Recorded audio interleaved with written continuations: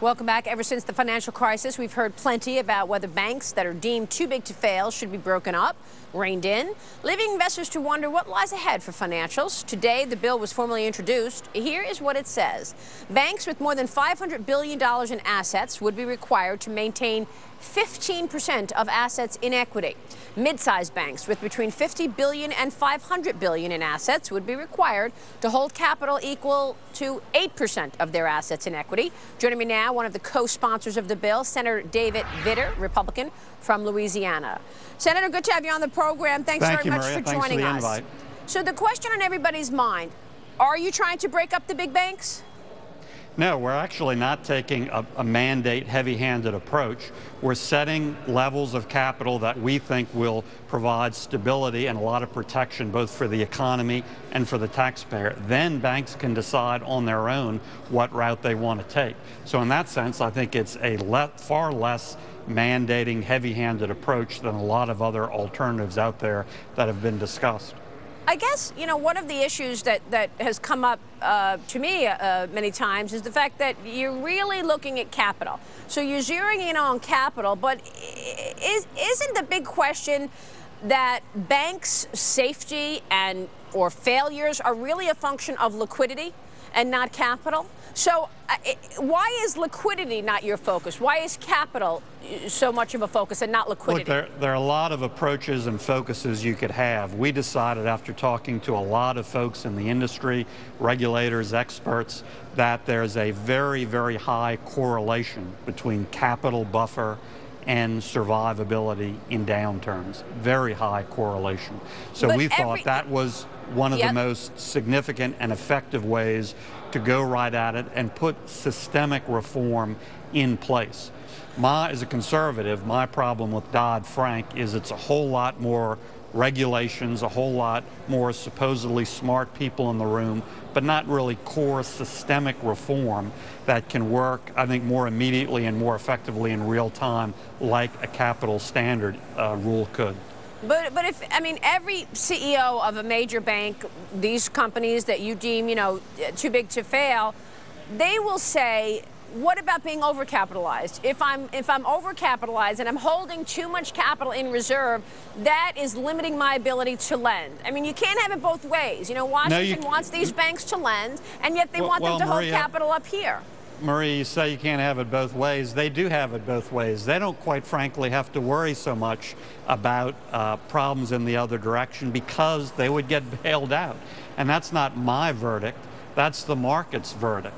It's very clear that too big to fail is alive and well. It even gives them a market subsidy, a cost of fund advantage, which Bloomberg has quantified at about $83 billion a year. So you say you can't have it both ways. They do. They have the ultimate protection on one end, and so they can err and worry about being able to have a lot of activity on the other end. I'm glad you mentioned Dodd-Frank, and you know, one of the issues with Dodd-Frank. Would you expect, given Dodd-Frank, given your legislation on the table right now, this bill, do you think that would force banks to separate? I mean, you know, sell some of the investment banking, capital markets intensive businesses, or split off the plain vanilla businesses? It's really not clear to me, and I think you'd probably have different decisions at different places. And I think it is significant and preferable that we not mandate that per se directly by breaking up institutions, but setting reasonable capital standards and then let them decide how they want to deal with it. Even if you aren't specifically looking to break them up, won't this bill make it more likely that the banks will sell off some of their non-banking assets? I'm sure they would look at it more than they would look at it otherwise, and I think that's reasonable. Unfortunately, right now what we have is a market distortion, a distortion that is fueling size and consolidation way beyond what it would otherwise be. I guess, you know, one of the questions out there is it really capital? You know, if it were liquidity, like, for example, if we knew that Lehman Brothers would have had the liquidity and, you know, pick a time frame, a lot of people feel like if we thought there would be liquidity there, the firm would still be there. So do you need to do both? You need to look at capital as well as liquidity. Well, I think that's a reasonable discussion.